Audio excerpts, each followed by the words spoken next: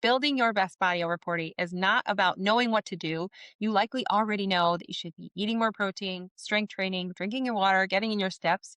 But a lot of times, those aren't the things getting in our way. Our mindset is. If you've been following me for any length of time, you know the biggest thing that transformed me after 40 was shifting my focus from small to strong. That one decision changed my body, my metabolism, and it honestly changed my life. It changed how I trained, how I fueled my body, and how I showed up for myself. And if you haven't watched my free Master Your Metabolism masterclass, I will link it below because I teach you exactly what I just talked about. I walk you through how to build muscle and how to change your metabolism, how to train for the body that you want, and how to phase your nutrition for your goals to build a lean, strong, healthy body that lasts. But something I've come to realize is that knowing what to do is not enough. I still had to become the kind of woman who would actually follow through. Changing your body is not just a physical process, it's a mental one. And it involves having the right mindset so that you can stay the course. How you view your journey determines whether you're going to stick with it long enough to see the outcome. Looking back, I can see how my mindset was my biggest obstacle at times. So today I want to share with you 5 mindset shifts that completely changed the way I approached everything. And my hope is that you will leave today with 2 things. One, knowing how to physically change your body with my masterclass linked below. And then number 2, having a solid mindset so you can lock in and become the woman that you want to be. The first mindset shift was that I stopped relying on motivation and I got connected with my why. And a lot of people skip this step, but I honestly think it's one of the most important things that you can do. Most of us think we need motivation, but motivation is a feeling that will always waver. So instead of relying on fleeting feelings, ask yourself, what's your motive? What's your why? Sure, maybe you want to lose a little weight, you want to feel better in your jeans, but why? What is the pain that you're trying to avoid or walk away from? Maybe you're tired of hiding in pictures. Maybe you're tired of trying on 6 different outfits before finding one that you feel comfortable in.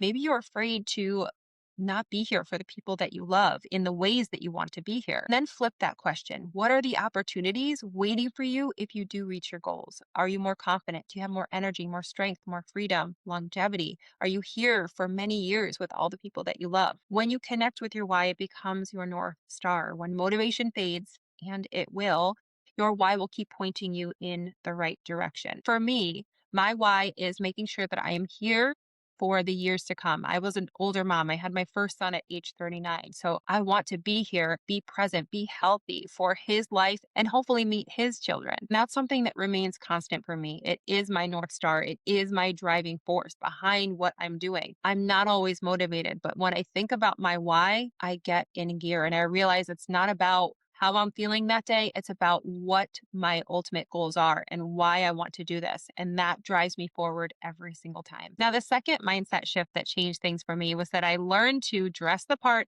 and romanticize the process. You know, it's so easy to get lost in the busyness of our days that our workouts become something that we just need to get done. It's just something else on our checklist. We're rushing through them, we're squeezing them in between kids, appointments, jobs. And if we're honest, sometimes we even resent them. But a quick mindset shift that always helps me when I'm feeling that way is that this journey, this process is something that I get to do. It's not something that I have to do. I get to do it. I get another chance to be healthy today. I get to build a strong body. I have the opportunity, the time, the help.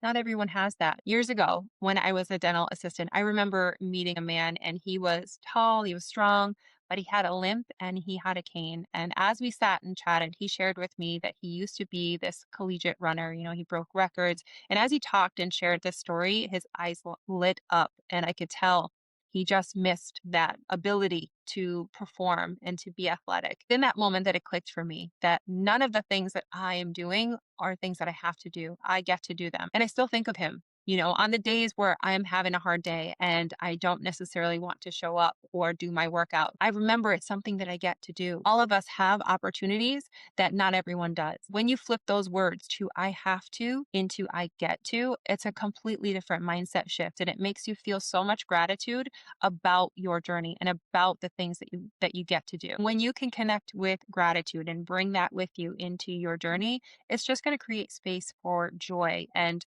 allow you to truly truly enjoy the process. And by that, I mean dressing the part. When I first started my fitness journey and I was working out from home, I would wake up before my son and I would try to get my workouts in before he woke up. And a lot of times I would stay in my pajamas and that was fine. But I noticed that when I put out a certain outfit, something that made me feel strong, that made me feel confident, I just felt better in my workouts and I felt excited to show up. I went through this recently with a one on one client. She was feeling a little lackluster and feeling a little unmotivated. She's also a busy mom, trying to fit in her workouts between a busy schedule of taking care of kids and working. And that's what I told her.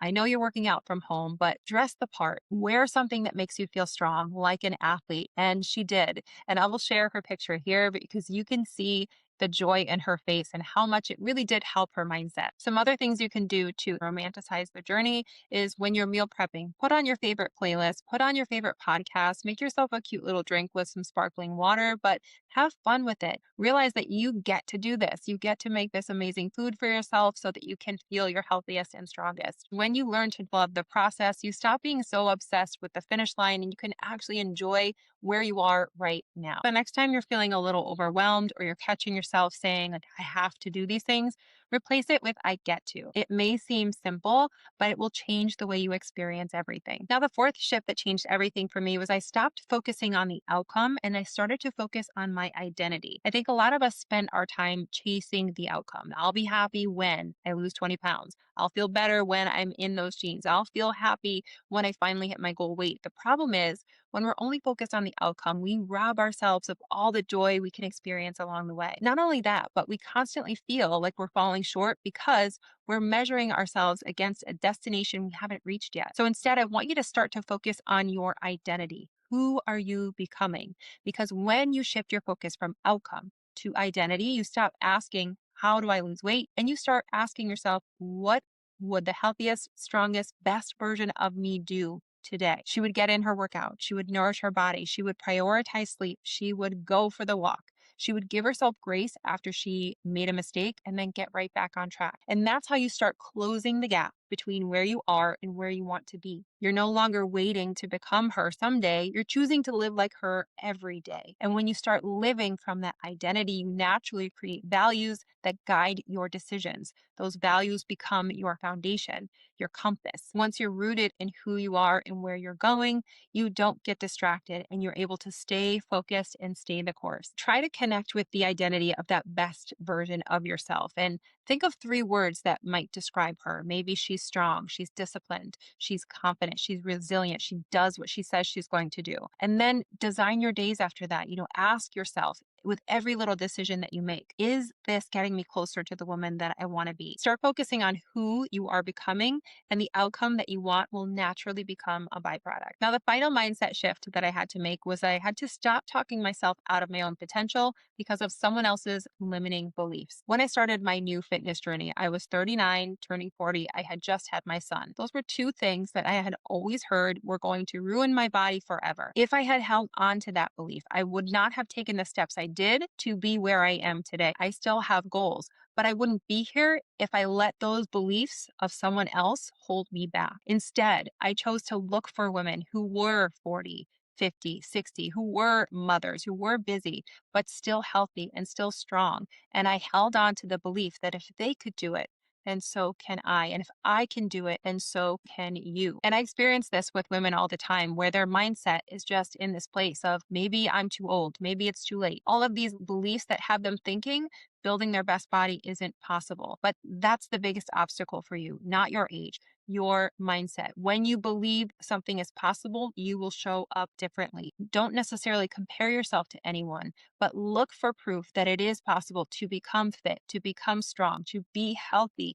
at any age. When you hold on to the belief that it is possible, it's going to change the way you show up for yourself. It's going to change the decisions that you make, the action steps that you take, and it will carry you forward. And you will be that fittest woman at 50, 60, 70, breaking the mold and changing what aging can look like. I know I want to be in that club and I want you to be there with me. I hope that what I shared today was helpful. And I hope that these mindset shifts help you to look at your fitness journey through a different lens so that you can show up, become that best version of you, and live the life that you are worthy of having.